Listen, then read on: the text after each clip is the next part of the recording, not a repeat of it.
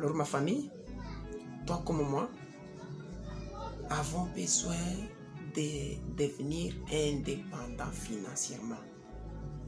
Nous n'avons pas besoin de travailler toute notre vie pour quelqu'un d'autre et gagner modiquement quelque chose qui ne va pas nous aider à atteindre nos objectifs.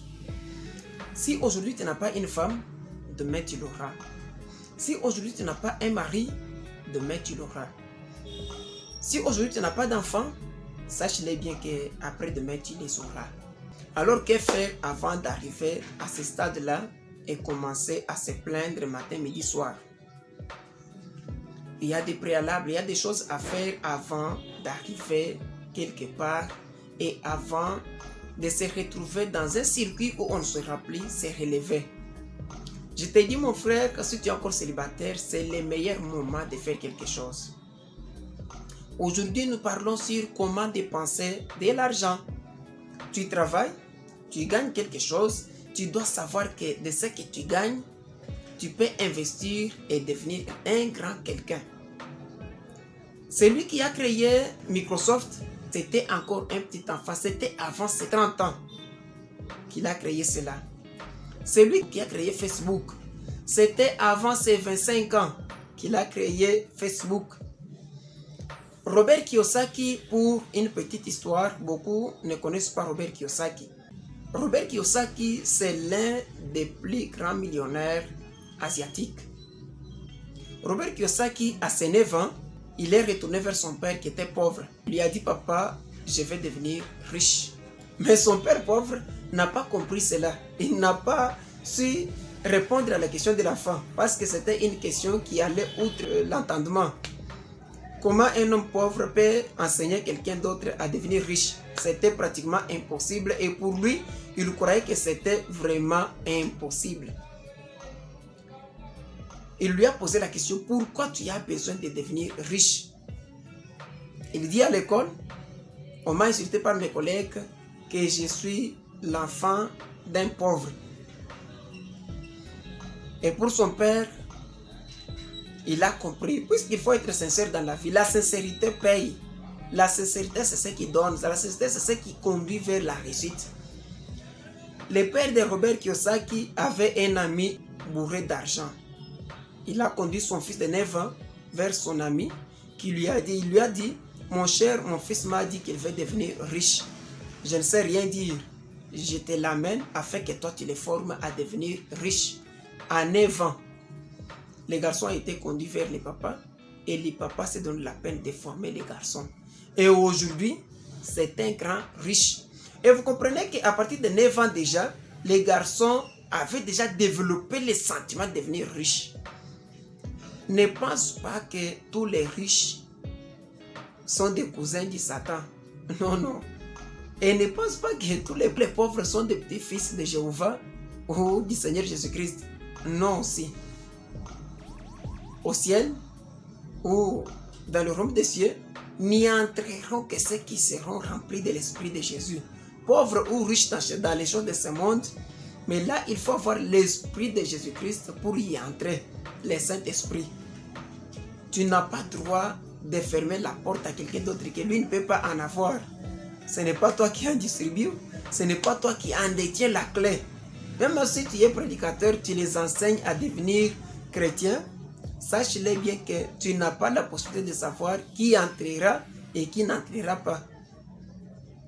Il y a un voleur qui était à la croix, un bandit, un monsieur là terrible. Ils étaient à 2, mais tous les 2 ne sont pas entrés. Il y a un seulement qui a reçu la grâce d'y entrer. Alors que ceux qui n'avaient pas entendu le discours qui s'est passé à la croix, ce n'était pas écrit. Mais ceux qui n'avaient pas entendu le discours, nous on les connaît parce que c'est écrit dans les livres. Mais pour ceux qui étaient là et qui n'avaient pas entendu le discours qui s'est passé là, pour celui qui n'en avait pas entendu, lui jusqu'à présent ne peut que dire que le voleur là est allé rencontrer son grand frère Satan. Donc, pour ce qui est de la vie éternelle, oublions cela. Riche ou pauvre, la porte est grandement ouverte. Donc, Kiyosaki a développé le sentiment de devenir riche à 9 ans. Toi aussi, imagine-toi à 30 ans, à 35 ans, à 25 ans, si tu n'arrives pas à reprogrammer ton cerveau et dire que moi je suis riche, tu ne le sauras pas. Nous avons besoin de répondre à nos besoins. Les besoins sont énormes. Avoir un enfant, les besoins s'ajoutent. Des enfants, les besoins s'ajoutent. Une femme, les besoins s'ajoutent. Un mari, les besoins s'ajoutent. Les besoins s'ajoutent du jour au lendemain.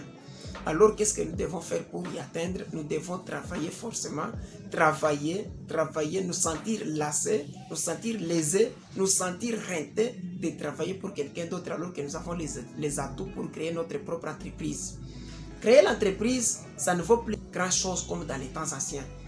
Et créer une entreprise, ça ne veut pas dire qu'il faut payer des machines qui sont là, des concasseurs, qui concassent des pierres. C'est ça l'entreprise? Non, non, ce n'est pas ça l'entreprise. L'entreprise, c'est tout ce qui produit pour son entrepreneur. C'est ça l'entreprise.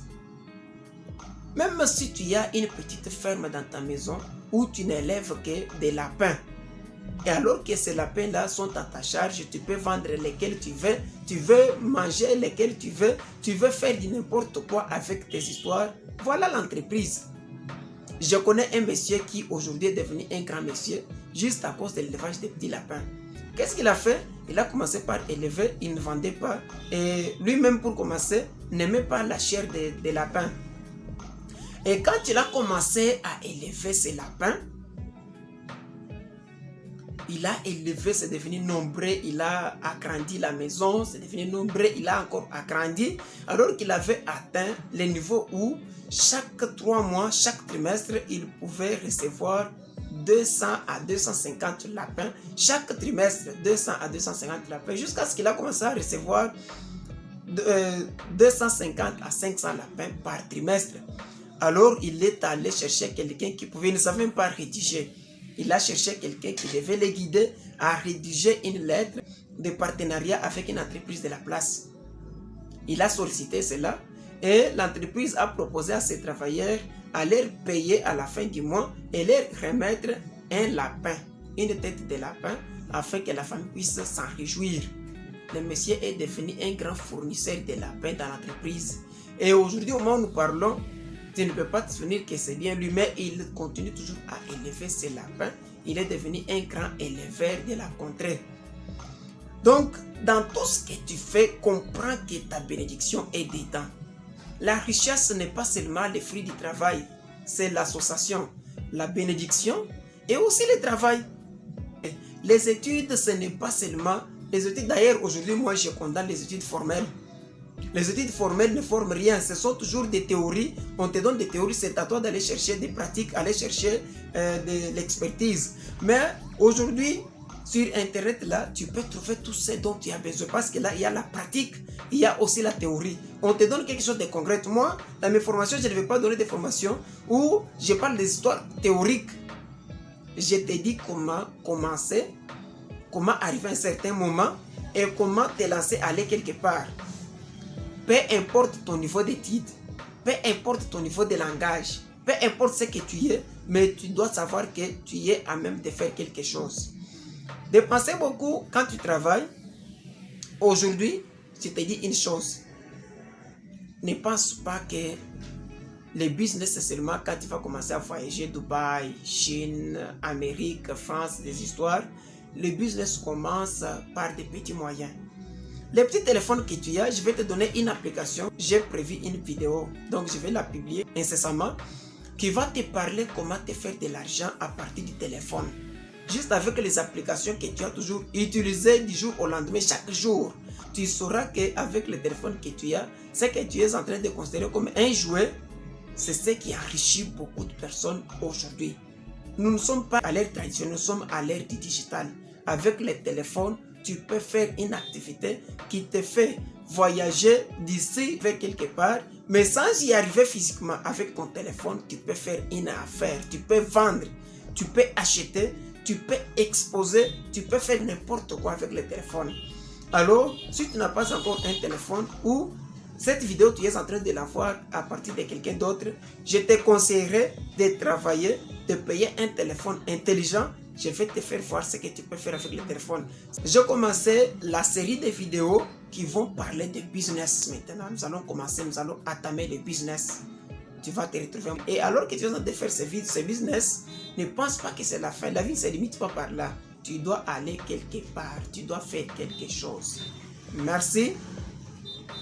Si cette vidéo t'a plu, abonne-toi, partage-la, lâche-moi un gros pouce pour m'encourager à faire d'autres histoires et pour aller de l'avant. Merci beaucoup.